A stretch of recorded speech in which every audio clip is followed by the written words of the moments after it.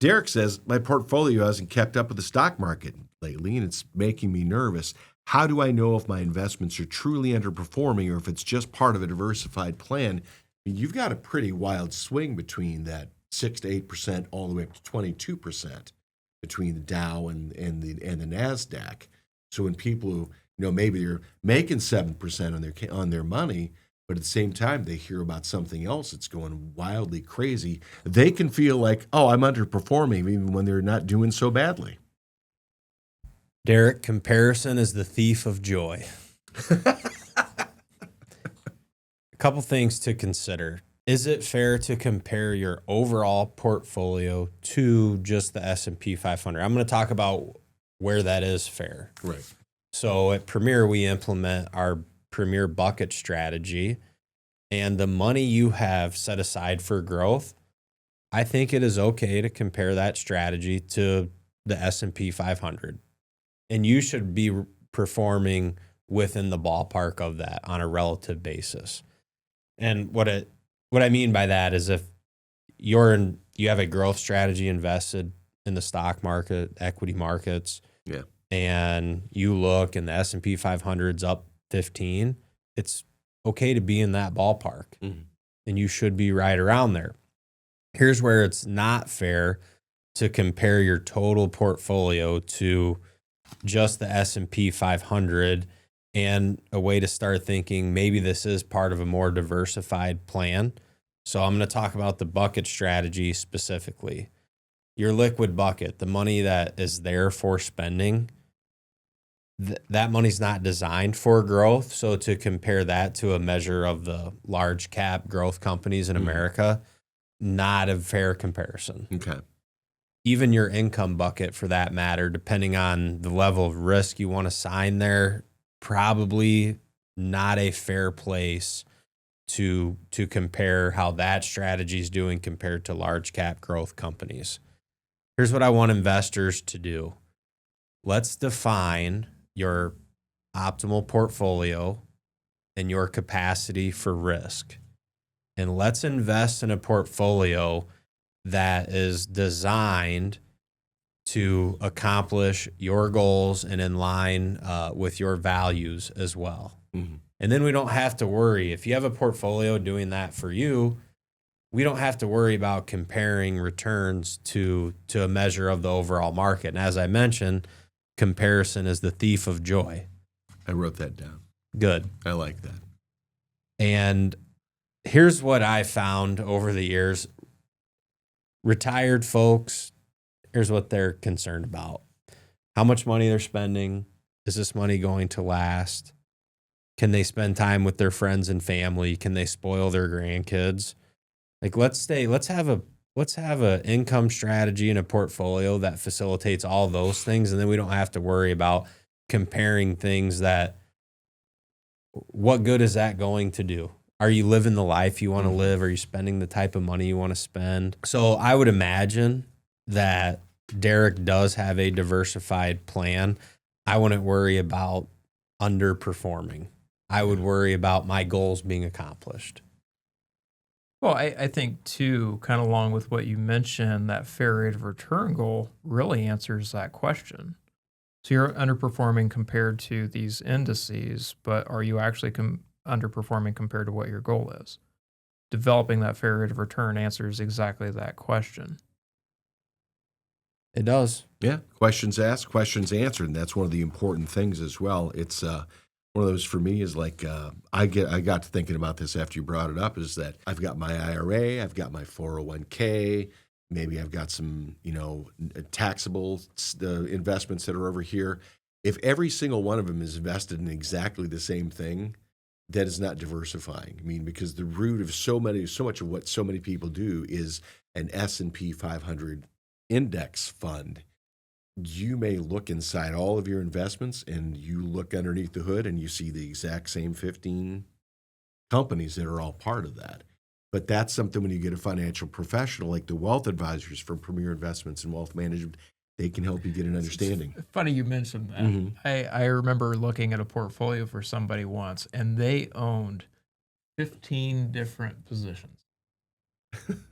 It was all the same thing. Oh, the same thing. It was 15 of the same thing duplicated across 4 different firms. And I asked them that question. I'm like, what are you doing? They're like, well, I'm diversifying. I'm like, you own the same thing. It was the same thing in just 15 different places. Yeah. And one thing Derek can do real quick too is I'm talking to a lot of new people. They don't even know what they own to begin with in their 401ks. They just set it and forget it. Come on in, figure out what you own, and then get comfortable with what you own or develop a new portfolio. I told Mark it was time for me to come in. I mean, literally said when I was walking through into the studio today, I said, Mark, I'm bringing it in because we had a really good year up to this point, and I want to make sure that I'm doing what I need in order to preserve and extend. Let's do this. Because every single time, again, there's nothing better than the bull market, but you got to make sure that you rebalance, and that means knowing what you're in.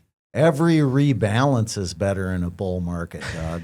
Amen. Here's Amen. the other. I'm going to bring up one other side of this equation with performance. Let's assume Derek was outperforming this year. If you're going to outperform on the way up, you should be prepared to outperform on the way down too. Okay. Typically, outperformance comes with a higher level of risk. So all that may feel good, but then ask yourself, am I willing to do worse on the way down too? Yeah. And if you can accept that level of risk, maybe those are good strategies for you. But there's no right or wrong way in investing, and everything comes with trade-offs and risk.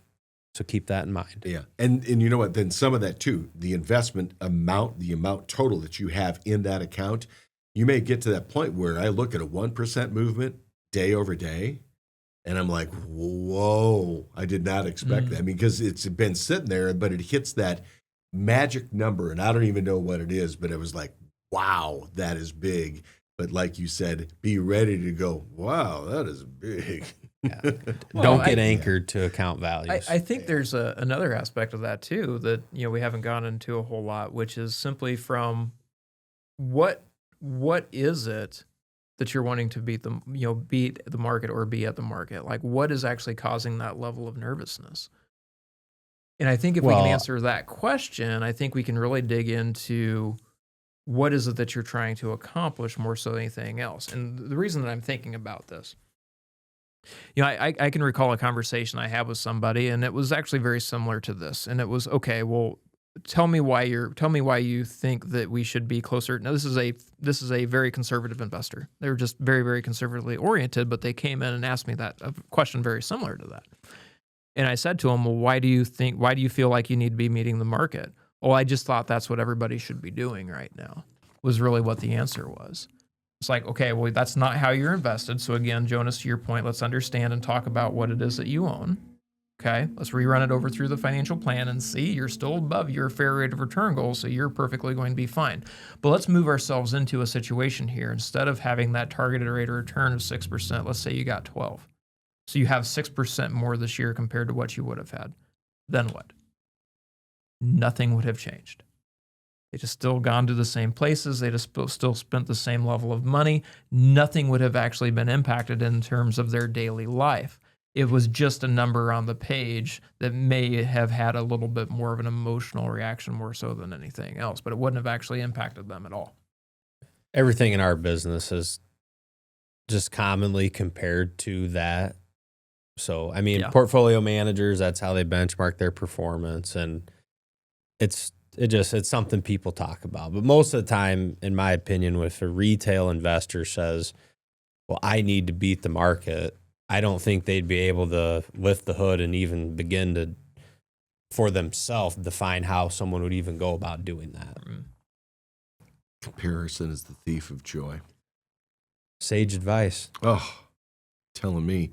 Premier Investments and Wealth Management at premieriwm.com or call for your appointment today, 800-383-6590. Securities and advisory services offered through LPL Financial, a registered investment advisor, member FINRA SIPC. The opinions voiced in this show are for general information purposes only and are not intended to provide specific advice or recommendations for any individual. To determine which investments may be appropriate for you, consult with your attorney, accountant, and financial or tax advisor prior to investing.